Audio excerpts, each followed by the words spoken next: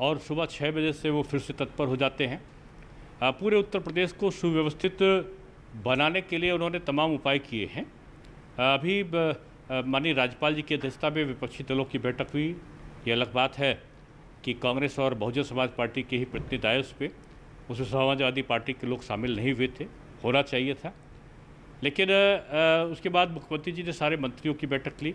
हर मंत्री की ड्यूटी, जो प्रभारी मंत्री है, एक एक जिले में लगाई है कि वो सारी स्थिति का आकलन करते हुए मॉनिटर करें और ठीक प्रकार से व्यवस्था हो, इसको सुनिश्चित करें।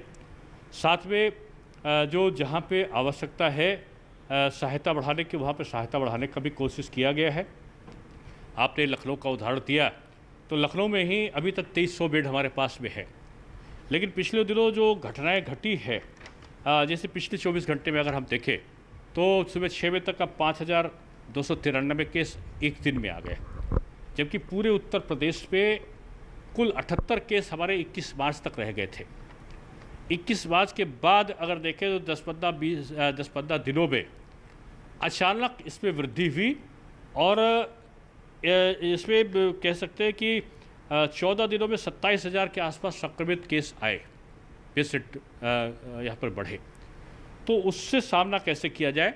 लखनऊ में 2300 बेड हमारे पास बिल्कुल लेवल 1, लेवल 2, लेवल 3 के हैं, उनको संख्या बढ़ाई जाए। माननीय मुख्यमंत्री जी ने जिस त्वरित गति से आदेश दिए हैं, लगभग 2000 से ऊपर बेड हमारे जो बलरामपुर हॉस्पिटल है, इंटीग्रल मेडिकल कॉलेज है, TSM मेडिकल कॉलेज है, हिंद मेडिकल कॉलेज है, एरा मेडिकल कॉलेज है, इन सब को मिला के लगभग 2100 बेड एडिशनल हो।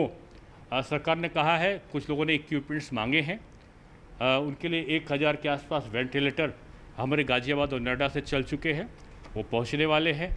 और जो और सुविधाएं उनको मुहैया कराने की बात की है, मेडिकल हमारा डिपार्टमेंट जो स्वास्थ्य विभाग है वो उनको मुहैया कराएगा।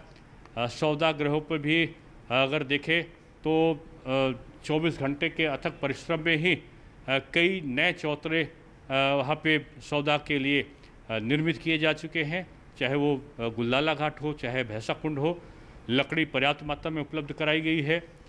घटनाएं ना घटित हो, इसके लिए तमाम अन्य उपाय किए गए हैं। अभी तक 31 के आसपास एम्बुलेंस लखनऊ में थी, उनको बढ़ा के 50 एम्बुलेंस किया जा रहा है। तो ये सारे इंतजाम पूरे प्रदेश के परिप्रेक्ष्य में किए हैं। और मुझको लगता है कि जिस प्रकार से मुख्यमंत्री जी ने विभिन्न वर्गों से बात की है, आज वो धर्मगुरुओं के साथ में भी बैठ रहे हैं। जो हमारा पवित्र नवरात्र का और पवित्र रमज़ान का माह है, इसमें निश्चित गाइडलाइन का पालन लोग करें, इसमें धर्मगुरुओं की सहभागिता बढ़े, इसके भी निरंतर प्रयास माननीय मुख्यमंत्री जी के स्तर पर किए गए हैं। अभी शाम को धर्मगुरुओं के साथ बैठक में भी निश्चित हो जाएगा कि हमें किन चीज़ों का पालन और कड़ाई के साथ में करना है। सरकार नियम का कड़ाई से पालन कराने के लिए जहां कटिबद्ध है, वहीं जनता से भी और सारे राजनीतिक दलों से भी अनुरोध करती है कि उस पर सहयोग करें और लापरवाही से बचे। जो कोविड-19 की गाइडलाइन है, उसका अक्षरशः पालन करें। अभी तो राजधानी लखनऊ में नाइट कर्फ्यू लगा हुआ है, रात के 9 बजे के बाद लोगों को बाहर नहीं आने दिया जाता है, स्थितियों को नियंत्रित करने की कोशिश की जा रही है।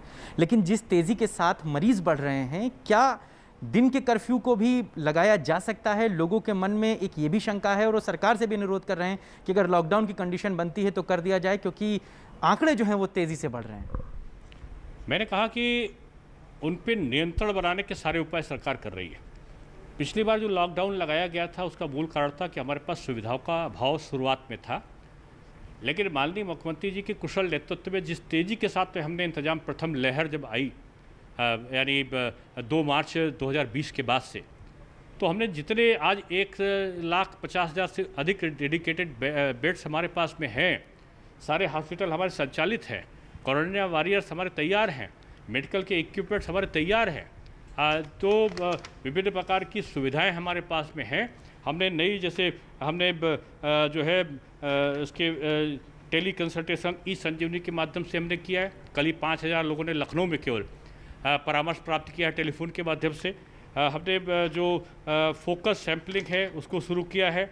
हमने जो प्रयोगशालाएं हैं उनको बढ़ाया है। जो जांच की प्रयोगशालाएं हैं, अब 125 सरकारी और 104 हमारी निजी प्रयोगशालाएं काम कर रही हैं।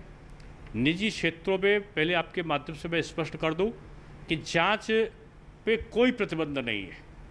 ये अफवाह लोग उड़ाते हैं कि निजी चिकित्सालयों में जांच पे प्रतिबंध है, कोई प्रतिबंध कहीं पे नहीं है। जांच आज भी 2 लाख से ऊपर, हमारी 2.25 लाख के आसपास जांचें एक दिन में हो रही हैं। तो हम कह सकते हैं कि सारे उपाय सरकार ने किए हैं और हमारा फोकस है कि जो टेस्टिंग है वो ज़्यादा से ज़्यादा बढ़े। वैक्सीनेशन लगभग 90 लाख के आसपास उत्तर प्रदेश में हो चुका है और तेज़ी के साथ बढ़े, इसके लिए सरकार प्रयत्नशील है। इस कोरोना की महामारी के बीच में भी बहुत सारी राजनीतिक पार्टियां सरकार पर कमेंट कर रही हैं, ट्वीट हो रहे हैं और सरकार को कटघरे में खड़ा किया जा रहा है। अखिलेश यादव ने भी आज एक ट्वीट किया और सरकार पर टिप्पणी की। इसको इस वक्त पे कैसे देखते हैं? देखिए, मैं उनकी टिप्पणी पर टिप्पणी नहीं करूँगा। आग्रह करूँगा कि अगर इतना संवेदनशील पूरा दल था तो माननीय राज्यपाल जी ने बुलाया था बैठक, उसमें वो दल क्यों नहीं आया? जब 40 लाख श्रमिक आ रहे थे उत्तर प्रदेश में, तो भोजन देने के लिए उनके वॉलंटियर क्यों नहीं, जगह जगह कार्यकर्ता क्यों नहीं दिखे? ये प्रश्न हम भी कर सकते हैं, लेकिन ये प्रश्न करने का समय हमारे लिए नहीं है, इसलिए मैं कोई प्रश्न नहीं, ना कोई आरोप लगाता। मैं सीधी तौर पे कहता हूँ कि संक्रमण का दौर है, सब लोग मिलकर बेहतर क्या दे सकते हैं इस समाज को, इस उत्तर प्रदेश की जनता को, उसके लिए लगना चाहिए था। सरकार पूरी तरीके से कटिबद्ध है। मुख्यमंत्री जी के नेतृत्व में सारे मंत्री अपने दायित्व बोध के साथ अपने जिलों की मॉनिटरिंग कर रहे हैं और इसके सुपरिणाम आएंगे। हम कोरोना के चेन को तोड़ने में सफल बनेंगे, ऐसा मुझे विश्वास है। बोर्ड के एग्ज़ाम्स को लेकर के भी क्या कोई फैसला ले रहे हैं? क्योंकि मई में आपने उनकी तारीख को आगे बढ़ाया था, 8 मई किया था, लेकिन अभी संक्रमण के हालात सुधरते नज़र नहीं आ रहे हैं। तो क्या CBSE या यूपी बोर्ड के एग्ज़ाम को और आगे पोस्टपोन किया जा सकता है? कुछ प्लान में है?